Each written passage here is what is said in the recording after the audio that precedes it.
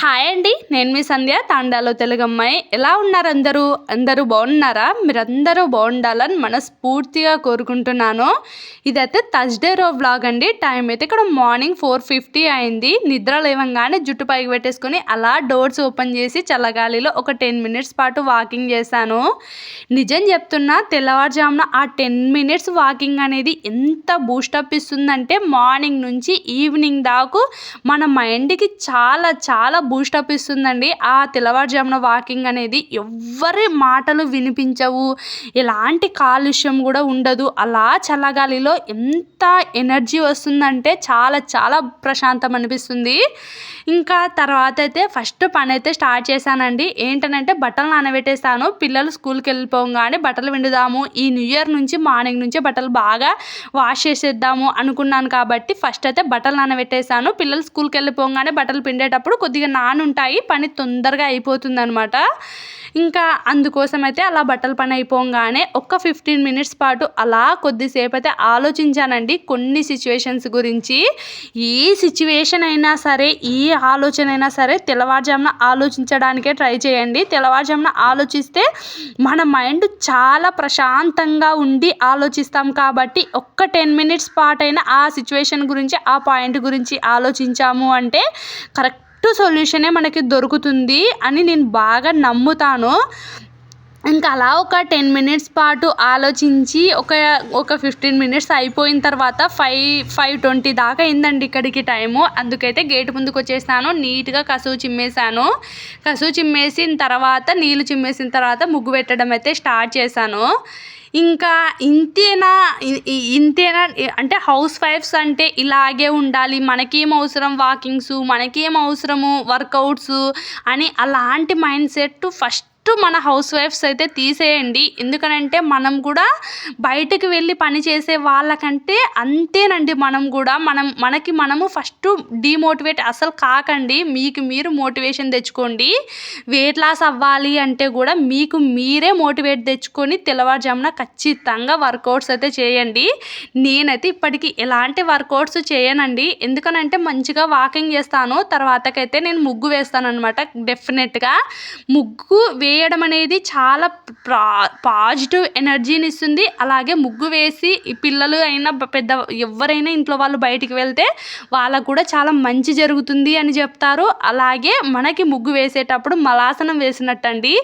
మలాసనం అనేది చాలా చాలా అవసరం అనమాట. ప్రతి ఒక్క హౌస్ వైఫ్కైనా, ఇంకా జెంట్స్కైనా, లేడీస్కైనా, చిన్నపిల్లలకైనా, పెద్దవాళ్ళకైనా ప్రతి ఒక్కరికి మలాసనం అనేది చాలా బెస్ట్ అండి. నేను మంతెన సత్యనారాయణ రాజు గారి వీడియోస్ చూస్తాను అనేసి చెప్పాను కదా, ఆయన వీడియో చూశాను. కొన్ని రోజులు నేను చేశాను. నాకు చాలా చాలా మంచి రిజల్ట్స్ వచ్చింది కాబట్టే మీకు చెప్తున్నాను అనమాట. ఇంకా మలాసనం అనేది ఎందుకు యూజ్ అవుతుంది అంటే మనకి ముందు రోజు మన కడుపులో ఎలాంటిది అంటే డస్ట్ ఎలాంటికి మనకి వేస్ట్ ఉన్నా సరే మనకి మలాసనం ద్వారా చాలా వర్క్ అవుతుందన్నమాట. మీరు వెయిట్ అవుతున్నారు అంటే ఖచ్చితంగా మీకు వెయిట్ లాస్ కావాలి, వెయిట్ అవుతున్నారు అంటే మీకు ఫస్ట్ మీకు మలాసనం ఫ్రీ అవ్వాలండి. అలా ఫ్రీ అయితే తప్ప మీరు వెయిట్ లాస్ అవ్వలేరు. ఫస్ట్ అదైతే బాగా గుర్తుపెట్టుకోండి. ఇంకా తర్వాత అది ఒక్కటి చేస్తాను, వాకింగ్ చేస్తాను, మలాసనం చేస్తాను. ఇక్కడ నుంచి నేను చాలా చాలా ఇంకా చేయాలి అనుకున్నాను. అందుకే నేను పైనుంచి ఒక కాపర్ బాటిల్ తీసాను కదా. నేను నార్మల్గా నాకు కొన్ని వీక్నెసెస్ ఉంటాయి కదండి, ఆ వీక్నెసెస్లో వాటర్ తాగకపోవడం అనమాట. అందుకైతే ఫస్ట్ ఆ కాపర్ బాటిల్ తీసాను. కాపర్ బాటిల్లో నైట్ వాటర్ పోసి పెట్టేసి మార్నింగ్ తాగితే చాలా మంచిదండి. అందుకు నేను ఆ బాటిల్ తీసి మొత్తం క్లీన్ చేసేసాను. తర్వాత నిన్న ఈవినింగ్ తోమిన సామాన్లు మొత్తం అలాగే పెట్టేస్తాను కదండి, అవన్నీ సామాన్లు మొత్తం నీట్గా సర్దేశాను. తర్వాత నైట్ తిన్న సామాన్లు అన్నీ తోమేశాను. ఇంట్లో నీట్గా కసువు చిమ్మేసుకున్న తర్వాత ఇంకా వంట అయితే స్టార్ట్ చేసేటప్పుడు చూసుకున్నాను అనమాట. మొత్తం సెల్ స్విచ్ ఆఫ్ అయిపోయింది అనేసి మార్నింగ్ ఇంక ఇవన్నీ చేసేటప్పుడు షూట్ చేయలేదు. టిఫిన్లోకి అయితే మాత్రం ఈరోజు చపాతీ చేశానండి. ఇంకా లంచ్లోకి అయితే మాత్రం రైస్కి నానబెట్టేశాను. ఇంకా ఏం పప్పు అస్సలు చేయాలనిపించడం లేదనమాట. పెరుగు వచ్చింది అంటే రోజు మార్నింగే పెరుగు అండ్ పాలు, ఆవు పాలు, పెరుగు తీసుకుంటాను అనమాట.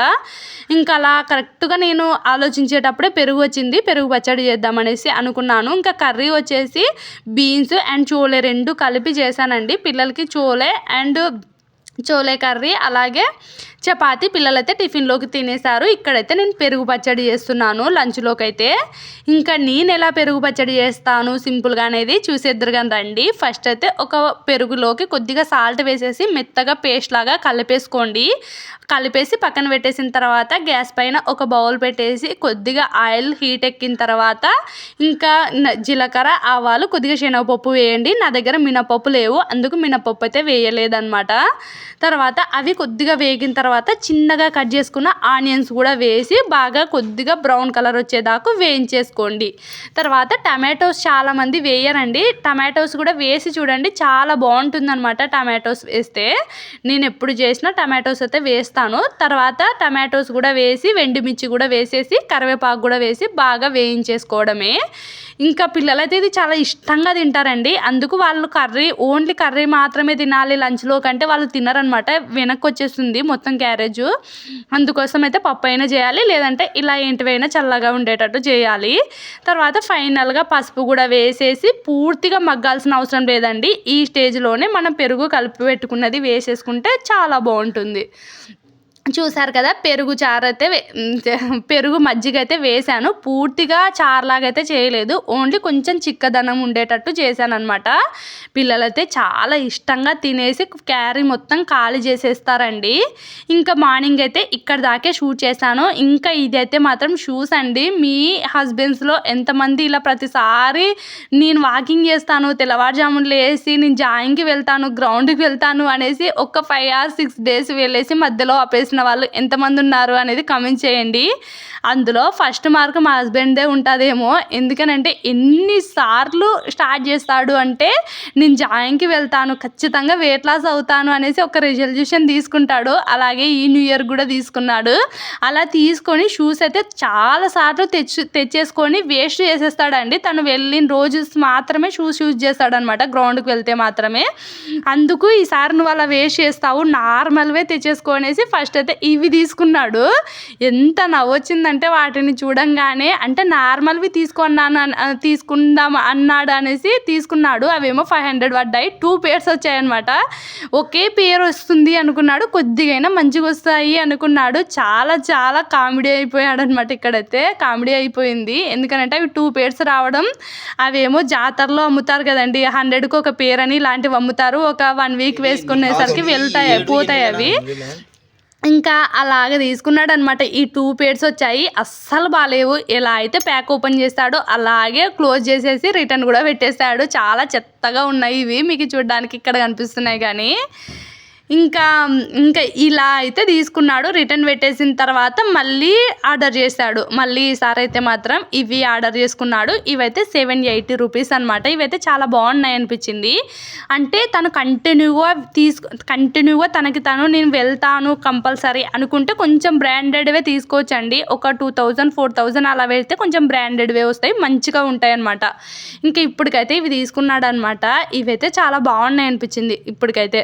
ఇంకా తర్వాత మార్నింగ్ అయితే మాత్రం ఇక్కడ నేను మార్నింగ్ ఈ కాపర్ బాటిల్ అయితే మొత్తం క్లీన్ చేసి పెట్టేశాను కదండి. నైట్ వాటర్ పోసి పెడతాను అన్నాను కదా, అందుకు నైట్ అయితే వాటర్ పోసేసి ఫిల్ చేసేసి మార్నింగ్ తాగితే చాలా మంచిదనమాట. కాపర్ది బిందె కొనుక్కున్నా చాలా మంచిదండి. ఇంకా నేనైతే ఇప్పుడు అది మెయింటైన్ చేయలేను అనేసి ఇప్పుడు అది తీసుకోలేదు. ఇలా బాటిల్ మాత్రమే తీసేసుకొని నైట్ ఇలా పోసి పెట్టేసి మార్నింగ్ తాగితే హార్ట్ ప్రాబ్లం ఉన్న వాళ్ళకైనా చాలా మంచిది.